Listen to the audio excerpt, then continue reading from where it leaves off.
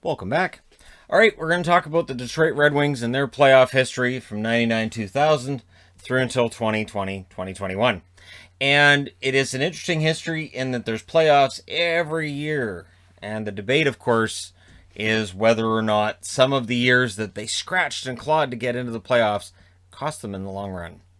Were the moves made by Ken Holland to keep guys around and give them long, lucrative contracts, as well as bringing guys in at the deadline to try to prop things up for playoff runs, did that cost them, making the job that now belongs to Steve Yzerman more difficult?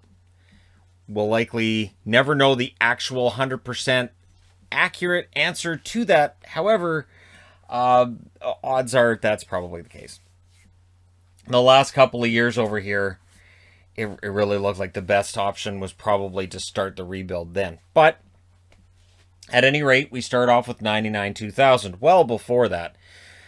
But at a time where people were complaining about how old the Red Wings were. They're too old.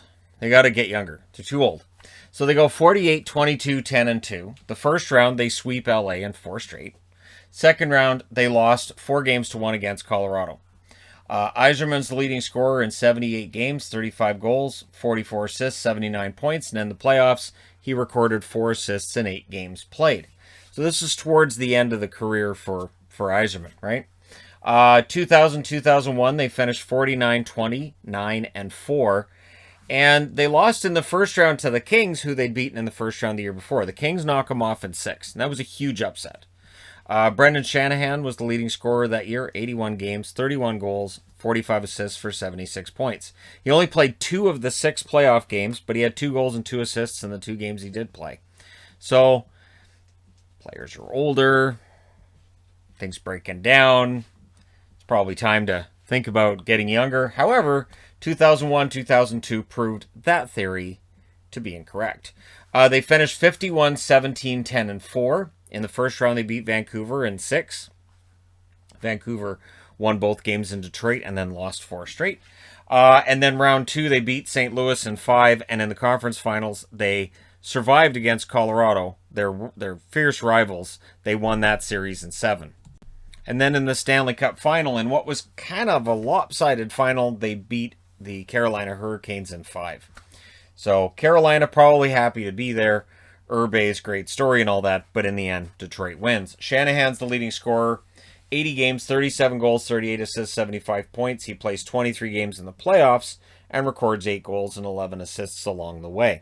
So they win a Stanley Cup in 2002, one of the best teams ever put on the ice. What happens in 02-03? They finished 48-20-10-4. They lost in 4 straight to the Anaheim Mighty Ducks in the first round. Yeah. Fedorov, leading scorer, 80 games, 36 goals, 47 assists, 83 points. In the playoffs, 4 games, 1 goal, 2 assists. What's funny is in 2002, they win the Cup, right? Everything's great. 2003, they get swept in the first round.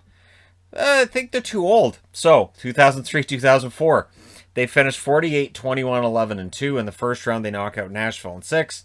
In the second round, they lose to the Calgary Flames, who are on their way to the Stanley Cup final. They lost that series in 6 games as well. Pavel Datsyuk's the leading scorer, one of the young players at this point for Detroit. 75 games, 30 goals, 38 assists, 68 points. In the playoffs, interestingly, he recorded 6 assists in 12 games. 2005-2006, they finished 58-16-8. Fantastic regular season. And then in the playoffs, they lost in the first round to Edmonton in 6. The interesting thing with Detroit is that they did win their share of Stanley Cups, but they also had their share of flameouts in the first round. Their share of what many would label as being choking in the first round. It dotted throughout their history from the early 90s right through until the late 2000s. So it is interesting to see this on the board. Datsyuk's their leading scorer again, 78 games, 28 goals, 59 assists, 87 points. In the playoffs, 5 games and 3 assists. And again, then the conversation becomes, hey, this has been 3 seasons now. Maybe it's time to change things up. Ken Holland says no. 2006-2007, they finished 50, 19, and 13. So pretty solid record overall. Second straight season of 50 wins. In the first round, they avenged their loss to Calgary in 6. They then beat San Jose in 6 as well, before losing in the conference final to Anaheim in 6. What was a great series, And honestly, I thought Detroit gave them a harder time than Ottawa did in the finals. Anaheim goes on and wins that Stanley Cup. Datsuk's the leading scorer for the Wings, 79 games, 27 goals, 60 assists, 87 points. In 18 playoff games, he gets 8 goals, 8 assists, 16 points. So he had no goals in the previous 2 playoffs. He had 8 goals in the one that followed. 2007-2008, 54, 21, and 7 is the record. Fantastic record. In the first round, they beat Nashville in 6. Second round, they beat Colorado in 4. In the conference final, they beat Dallas in 6 because there's a rule that Dallas is not allowed to defeat Detroit. As a Dallas fan, quite happy that Detroit's off in the East. I understand that they're not a powerhouse anymore. Eventually, they're going to get back to the playoffs. Rather not see them against Dallas again. In the Stanley Cup final, they win. 2007-2008 is the last year that Detroit wins the Stanley Cup. They win it in 6 over the Pittsburgh Penguins. Datsuk's the leading scorer again, 82 games, 31 goals, 66 assists, 97 points. In 22 playoff games, he records 10 goals, 13 assists for 23 points. So we move on to the 08-09 season. And for the 4th straight year, they have 50 wins. They finish 51, 21, and 10. Remarkable record. In the first round, they sweep Columbus. Second round, they beat Anaheim in 7, so they avenged that loss there. In the conference finals, they defeat an upstart out of Chicago. The Chicago Blackhawks are going to win their share of games very, very soon, but not in 09. And then in the Stanley Cup final, in one of the most thrilling finals I've ever watched, just as a fan of hockey, just one that didn't care who won the series, Pittsburgh wins it in 7. Absolutely fantastic series. And so Detroit, that close to repeating as champions. Datsuk, 81 games, 32 goals, 65 assists, 97 points. In 16 playoff games, 1 goal and 8 assists for Pavel Datsuk. 2009-2010. Now the wins drop a bit. 44, 24, and 14. In the first round, they beat Phoenix in 7. Still the Phoenix Coyotes at this point. And in the second round, they lost against San Jose in 5. Pavel Datsuk's the leading scorer, 80 games, 27 goals, 43 assists, 70 points. And then in the playoffs, Datsuk plays 12 games, has 6 goals, 7 assists, 13 points. So we go to the 2010-2011 season. The record's 47, 25, and 10. And then the playoffs turn out exactly the same as the year before. Different number of games needed, but it's the same series. They play Phoenix in the first round. This time they sweep them. So while Phoenix had hope in 2010, they didn't in 2011. And then in the second round, Detroit loses to San Jose again in 7 games. So this time the series was longer with San Jose, but they lose it. Zetterberg leads the team in scoring that year. 80 games, 24 goals, 56 assists for 80 points. In the playoffs, 7 games played, 3 goals, 5 assists, 8 points. So I did a double take when I was, getting this video ready, because I'm looking through the stats and I'm like, wait, no, they played Phoenix and San Jose the year before. I got to be in the wrong year. And I went back and forth twice and I went, no, that's right. They played the same teams 2 years in a row. 2011-2012, they finished 48, 28, and 6. So the record's better, but they lose in the first round to Nashville in 5. Zetterberg leads them in scoring with 82 games, 22 goals, 47 assists, 69 points. In the 5 playoff games, he records 2 goals and an assist. 2012-2013, they finished 24, 16, and 8. That's a lockout shortened season. And they beat the Anaheim Ducks in 7 in the first round. So, again, beating Anaheim. But then they lost to the Chicago Blackhawks, who were going for another Stanley Cup, right? They won it in 2010. They're going for it in 2013. It was a 7-game series in that second round. They gave Chicago everything they could handle, just couldn't quite get over the top. Datsuk in 47 games was their leading scorer with 15 goals, 34 assists, 49 points. In 14 playoff games, 3 goals and 6 assists, 9 points for number 13. 2013-2014, we now move Detroit into the Eastern Conference. Since they've moved into the Eastern Conference, they haven't won a round. I know it's coincidental, but they haven't won a round since they went to the East. So they finished 39, 28, and 15 that first year in the East. They lost in the first round to Boston in 5 games. Daniel Alfredsson's their leading scorer. Who remembers that? The 1 year he didn't play in Ottawa, he plays in Detroit, and it was he wanted a chance to win a cup. Alfredsson leads the team in scoring in 68 games, 18 goals, 31 assists, 49 points. He only played 3 playoff games and didn't record a point in those playoff games. It was not the kind of season that Alfredson or the Wings were looking forward to. But again, now this is Detroit going, all right, we can start adding. They brought in Stephen Weiss on a contract. They bring in a lot of big contracts that don't end up working out. 2014-2015, they finished 43, 25, and 14. This is where that conversation is getting louder about how they need to do some kind of a rebuild. They lose in the first round against Tampa in 7. Zetterberg leads them in scoring.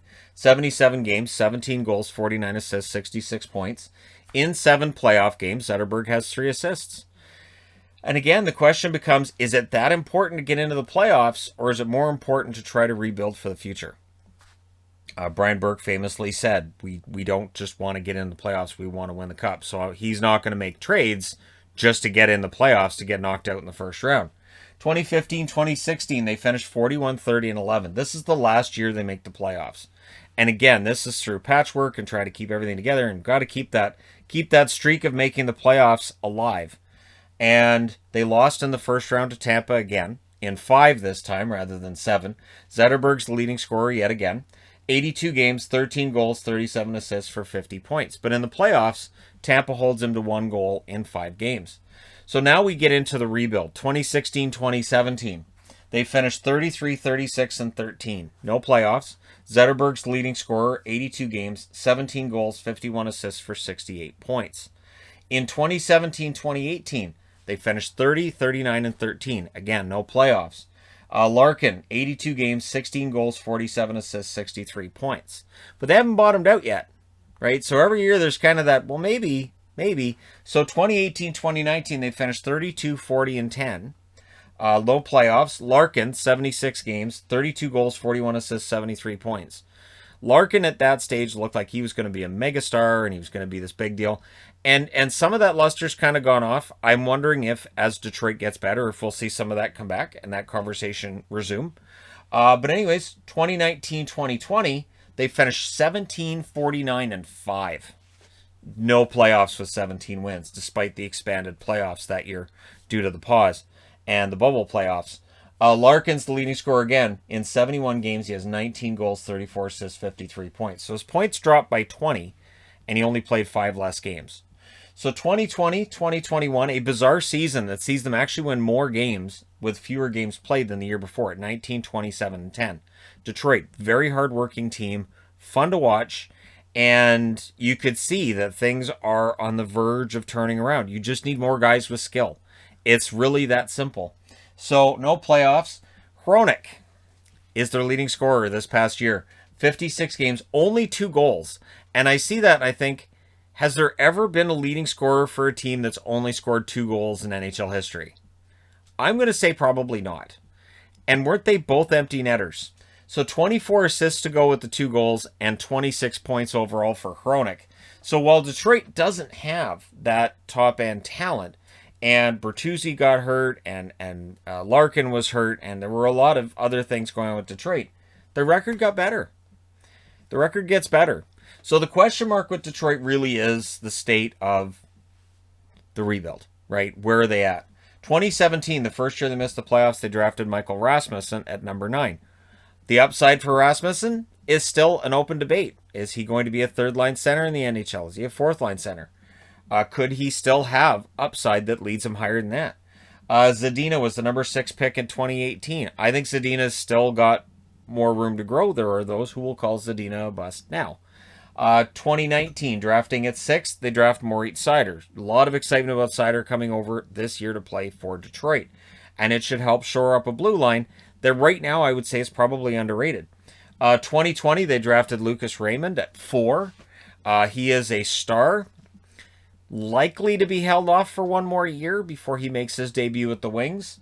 And 2021, this year, they draft Edvinsson at number 6. Edvinsson seen by many as a potential steal at number 6. There are others who throw their hands in the air and look at other players who are available and say, what a mistake made there by Steve Yzerman. But here's the thing. A lot of people said Seider was a mistake when he was drafted too. Not a lot of people are saying that now. So the one thing that's missing here is they haven't had a top 3 pick yet.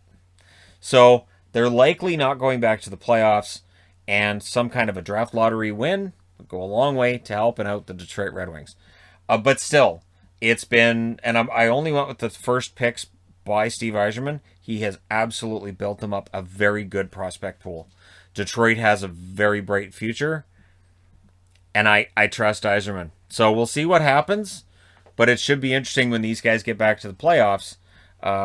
Hopefully, we don't have any kind of situation where they can play Dallas in the first round, because that's a memory I'd rather just leave in the past. All right, let me know your thoughts in the comment section below as always. Don't forget to hit like and subscribe if you're browsing your way through. You just happened upon this video. Thank you guys so much for watching, for all your support. I will talk to you again soon.